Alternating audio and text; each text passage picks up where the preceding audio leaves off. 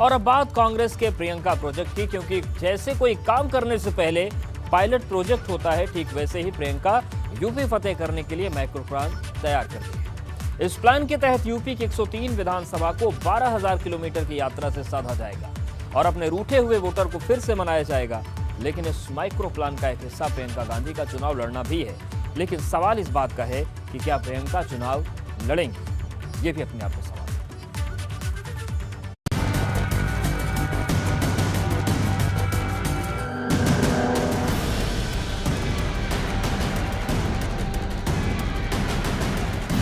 कांग्रेस का प्रियंका प्रोजेक्ट,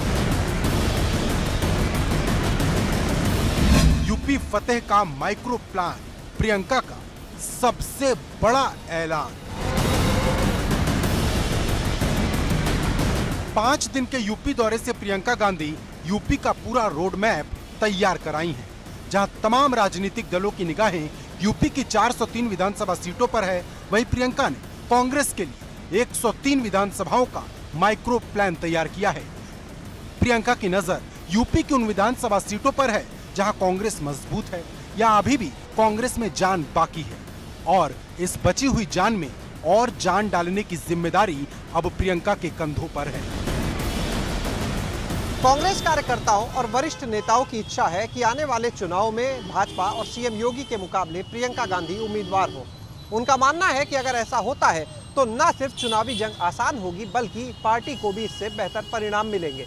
हालांकि ये तो आने वाला वक्त ही बताएगा कि प्रियंका उम्मीदवार होंगी या नहीं, और अगर वो उम्मीदवार होती हैं तो उनका चेहरा पार्टी के लिए कितना जीवनदायिनी साबित होगा। जरा सबसे पहले प्रियंका के माइक्रो प्लान को आपको समझाते हैं। कांग्रेस यूपी में 12,242 किलोमीटर लंबी प्रतिज्ञा यात्रा निकालेगी। यात्रा का मकसद 103 विधानसभाओं पर सबसे ज्यादा फोकस करना होगा।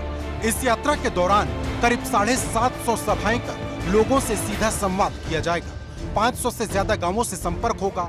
इस दौरान कांग्रेसी नेता जहां भी जाएंगे वहां के प्रतिष्ठित और प्रभावशाली लोगों से मिलेंगे। साथ ही विभिन्न जाति वर्ग के लोगों के साथ सामूहिक भोज, रात्रि भोज के कार्यक्रम होंगे। पार्टी की कोशिश है कि जिस गांव में समुदायों के साथ भोजन होगा, उस गांव के कम से कम 50 घरों में व्यक्तिगत संपर्क किया जाएगा।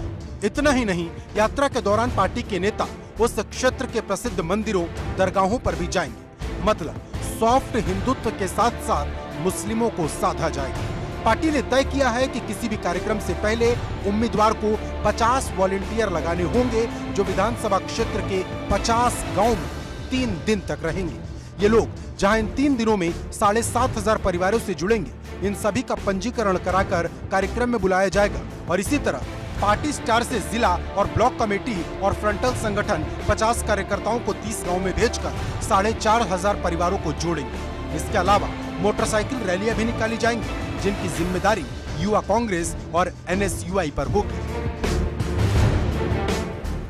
वहीं इन सबके बीच प्रियंका को यूपी में कांग्रेस का चेहरा बनाए जाने को लेकर चर्चा जोरों पर है। कांग्रेस के कई नेता चाहते हैं कि प्रियंका खुद भी चुनाव लड़े। कुछ नेताओं की इच्छा है कि प्रियंका रायबरेली से ही चुनाव लड़े। इससे न सिर्फ कांग्रेस का आखिरी किला मजबूत होगा, बल्कि लोगों में बड़ा मैसेज जाएगा। लेकिन भाजपा प्रियंका के चुनाव लड़ने पर चुटकी ले रही है। भारतीय जनता पार्टी के लिए कोई चुनौती नहीं। वो देश के प्रधानमंत्री के फेस अपने भाई को बनाई हुई थी और अमेठी से हार करके गए हैं, और श्रीमती प्रियंका वाड्रा जी ही उस चुनाव की बागडोर संभाली थी।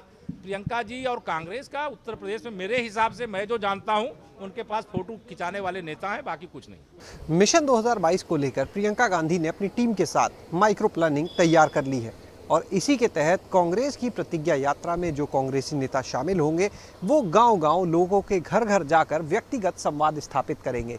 उस क्षेत्र के जो भी प्रभावशाली लोग हैं, जो भी वहां के प्रतिष्ठित लोग हैं, उनसे भी वो व्यक्तिगत मुलाकात करेंगे। लेकिन बड़ा सवाल यह है कि प्रियंका 5 दिन तक जो पसीना बहाकर आई हैं, उसका असर जमीन पर हो पाएगा? क्योंकि कांग्रेस में मची खींचतान प्रियंका के सामने खुलकर आई है। मतलब प्रियंका को कांग्रेस को तो मजबूत करना ही है, साथ ही साथ कार्यकर्ताओं में भरोसा जगाना है कि वो उसे गुजरा हुआ जमाना ना समझे। राजनीति में हवा बदलते देर नहीं लगती। लखनऊ से शैलेश अरोड़ा के साथ ब्यूरो रिपोर्ट, ABP गंगा।